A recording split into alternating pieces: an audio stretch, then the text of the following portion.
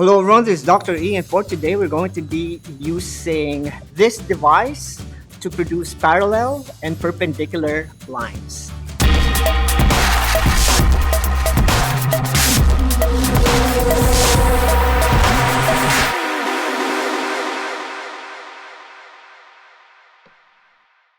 And aside from finding the measurements of the missing angles and parts of our geometric figure, we also need to learn how to do construction with the aid of a compass in geometry. And that's what we're going to be doing today, constructing parallel lines and perpendicular lines using a compass. So the first construction that we're going to be working on would be parallel lines. And in this parallel lines, the special instruction is that line L and point N should not be on L. And we're going to produce line M that is parallel to L.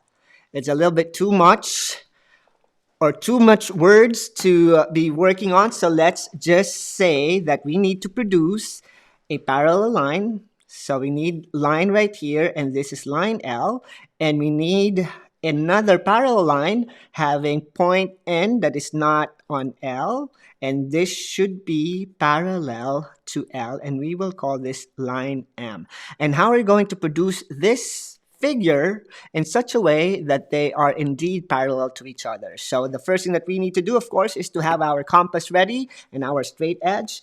And the first line that we're going to be producing will be line L, which is really easy to construct because all we need to do is to draw a straight line similar to this one, and we will call this line L. And now that we have line L, we need to arbitrarily draw point N that's not on L. It could be below L or M. Let's just put it here, right here.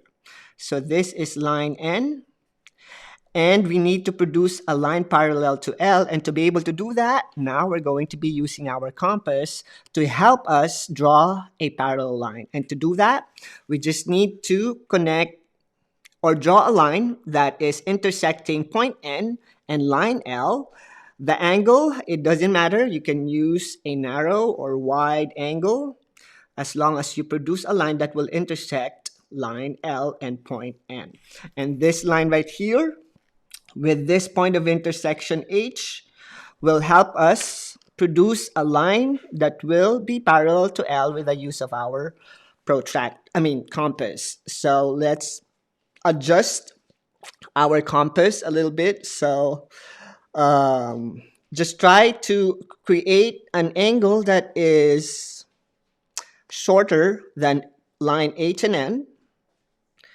And now that we have our opening or our compass ready, we will produce an angle like so. And this angle, we are going to recreate this on this part of our line segment and just point the needle on point N and recreate the angle that we just made, similar to what we did on M. And now we're going closer and closer in producing parallel line M to L. And with that, we're going to measure our angle. Make sure that the measurement of angle that we produce here is similar to the angle that we're producing in a little while. So measure your compass and make sure that the width of your compass is the same as this angle. And to check, if we put our needle in the intersection of our compass and line HN, it will hit the curve. And now line L and this curves are all intersecting, and we're going to do that here as well. So pointing our needle to point N, to this angle right here, intersection, not point N, but on the intersection of our curve on top of the line, will produce a point of intersection that will now help us create a line parallel to L. Because we know in geometry, we need to have 2 points to create a line. And this is what we have now. 2 points. Connect these 2 points and What's special about the connection of these 2 points is now we have line M that is also parallel to line L. So now we're able to produce line M that is parallel to L using our compass. And make sure that when you're using your compass, you are securing the width of your compass according to the angle measurement that you're producing from your arcs. And that's how we use our device. We are not using a protractor, but we're using a compass to make sure that the lines or parallel lines and perpendicular lines that we have will all be accurately drawn. So on the first step that we did a while ago was we draw a line intersecting N and line L, and we call that point of intersection as point H, and that point helped us to produce an angle, two angles that will help us produce parallel lines. So those points of intersection that we produced help us draw line M, and that line M is parallel to line L using, of course, this device. And now that we have created a parallel line, let's start working on a new set of figure, and this time we're going to be creating a special quadrilateral, and this quadrilateral is special because we're going to make sure that line segment A and B will be the measurement of the top of our trapezoid and the bottom of our trapezoid. So notice that the top of our trapezoid is shorter than the bottom part of our trapezoid. So what we're going to do is to draw and use the parallel lines that we've just drawn and just recreate a trapezoid wherein A, that line or the length of A and length of B will be the same length of the top and the bottom base of our trapezoid. So we're going to randomly draw line A and line B right here. So let's say this is line A, and this is shorter line compared to the other line. So we're going to draw line B, and this is B. Hopefully this is not too big enough or too wide enough. So let's make it, well, hopefully our compass will be can open as wide as this length right here. So what we're going to do without using or measuring our length A and length B, or line segment A and B, with the aid of a ruler, we're going to use our compass to do the job. And to do that, we know that line segment A should be on top, or the top base of our trapezoid. So we will open our compass and adjust it up to here. And now that we have our length A, all we need to do is use the needle and point it to this point of intersection right here. And this line is going to be congruent to this line. So this is now A, which is congruent to that line. So if we connect this line, now we're able to produce line segment A in our trapezoid. And what we're going to do now is to produce this line. It is a little bit wide, and I'm hoping and praying that our compass is big enough to hold this measurement, and it did. All right. So now that we have the measurement of line segment B, we're now going to use this measurement without adjusting our compass. Just put the needle on H, and now the point of intersection that we made will help us draw B right here. So this is line segment B, and this line is congruent to this line. So now we're able to produce a trapezoid. It may not look the same as the one on the figure on top because we just arbitrarily draw line segment A and B in our paper right here. So this is now the trapezoid that we're able to produce using our instruction, but it will still be similar to the instruction because if we rename this point as point A and this point as point Z, this is point B and this is point Y, the measurement of A, Z, is still equal to line segment A, and the measurement of BY, or line segment BY, is still the same as the measurement of line segment B, which is still the same even though our drawn figure is slightly different from the one you're seeing above. But that is how we use our compass to produce this type of figure by using the instruction that we have on our slide right here. So the first step is that we're able to produce our parallel lines similar to what we just did on the previous parallel lines that we've just drawn. So we just reuse it, repurpose it, so that we don't need to recreate the same instruction for this trapezoid. So after producing the angles that will help us produce parallel lines, we use those parallel lines to recreate the measurement of A and B, which is right there on our figure. And from arbitrarily drawing line segment A and B on our paper, like what we did right here, we're able to produce line segment A and B and measure it on our trapezoid.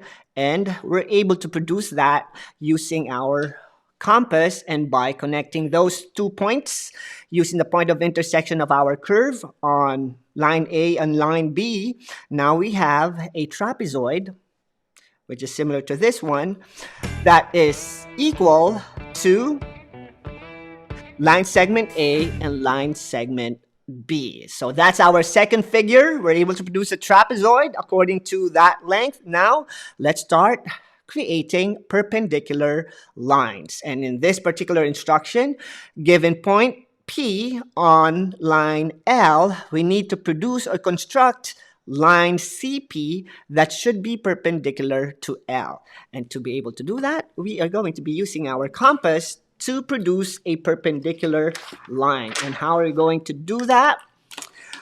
So in this instruction, we have this line right here. This is line L. And we have a point P on line L. So this is point P. And we need to produce a perpendicular line that will intersect point P on line L, and making sure that we're going to be producing a 90-degree angle so that we know that this line right here is perpendicular to L. And how are we going to do that without the use of a protractor?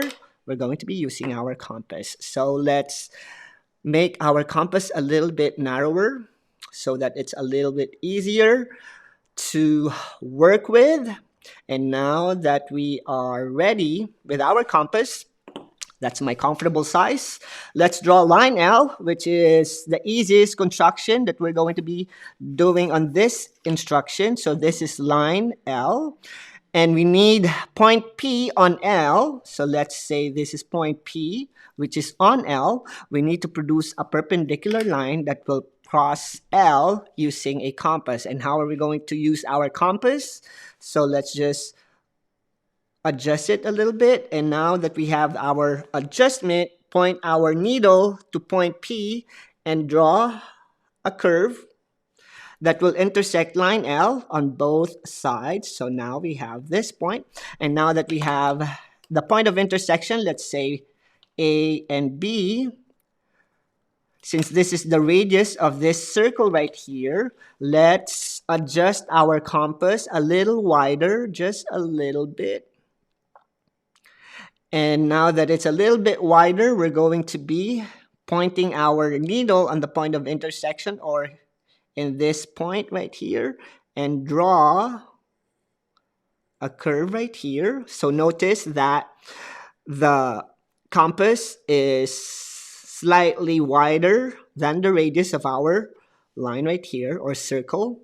And we'll use the same width right here by pointing our needle to point B. And now we'll be producing a point of intersection, and that point of intersection, when we connect it to point P, will produce a line that is perpendicular to line L. So now we're able to produce line, let's call this point C, CP, that is perpendicular to line L. And we're able to do that. And we know for certain that this is a 90-degree angle because of our compass. And this is how we produce this line. So the first step that we did to produce line CP that is perpendicular to line L is 1, we draw a straight line. And we use P, which is on line L, as a reference point to produce point A and B. And from point A and B, we adjusted our compass and make it a little wider so that it's going to be a little bit longer than point AB and point B, AP and BP. And we produce the curve that will help us connect those 2 points of intersection so that we'll be able to produce a perpendicular line to line L. So this perpendicular line right here is what we're able to produce with the aid of our compass. And now that we're able to produce a perpendicular line with the compass, let's try to produce another set of perpendicular line, but this time it says here that line L and point R are not on L. So line L and point R are not on the same line. So the difference between the second perpendicular line right here is this: from the first perpendicular line, we produce L and a point P that is on L. But this time around, we're going to be producing a perpendicular line to L, but this time R is not on L. So just draw an arbitrary point on top of L or at the bottom of L, it doesn't matter because they're not on L, and we will call it point R, and we'll produce a line perpendicular to L. And how we're going to do that without the use of a protractor, just like what we did a while ago, we're going to use our straight edge and produce a line like so. This is line L, and point R should not be on line L. So let's say that this is my point R and it's not on L. And how am I going to produce a vertical line that will create a perpendicular line to L using a compass? So to do that, all you need to do is to make sure that your compass width is larger than the distance from point R and line L. Make sure that it's this way and not as short as like so. So if your compass is opened like this is not going to work. So let's make sure that we have a wider opening like so. So this one is good enough. And point the needle on point R, and all you need to do is to produce a curve right here and right here that will intersect line L. And from here, those points A and B will help us in finding a point that will connect R and make it perpendicular to L by pointing our needle to the point of intersection of A and B without opening. You can even open it if you want to. Open it a little bit wider or narrower. It doesn't matter as long as you point the needle on point B and draw a curve like so. And without adjusting your compass, point it to point A. And now the point of intersection of this point right here. So we're able to produce a point of intersection. And we will call this point as point G. And we will connect G and R.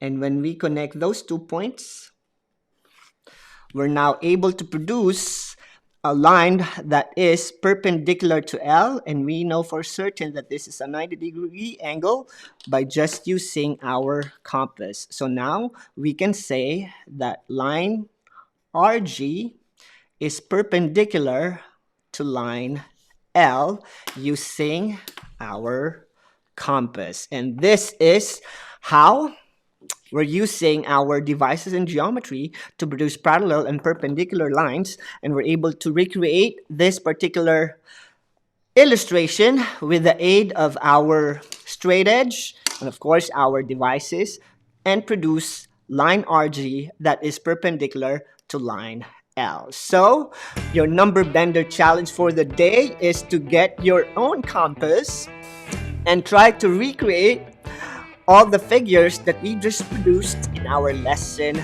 today, because in geometry, we're going to be able to understand our postulates, theorems, corollary better, especially with regard to parallel and perpendicular lines, if we're going to draw it and recreate it using a compass. And this is our lesson for today. So in working with problems in geometry, we're not only learning how to find the missing parts of our geometric figure or write a two-column proof for our statements, but also learning how to use a compass to recreate illustration and figures, parallel or perpendicular lines, without the aid of a protractor. This is Dr. E, and see you again next time. Bye!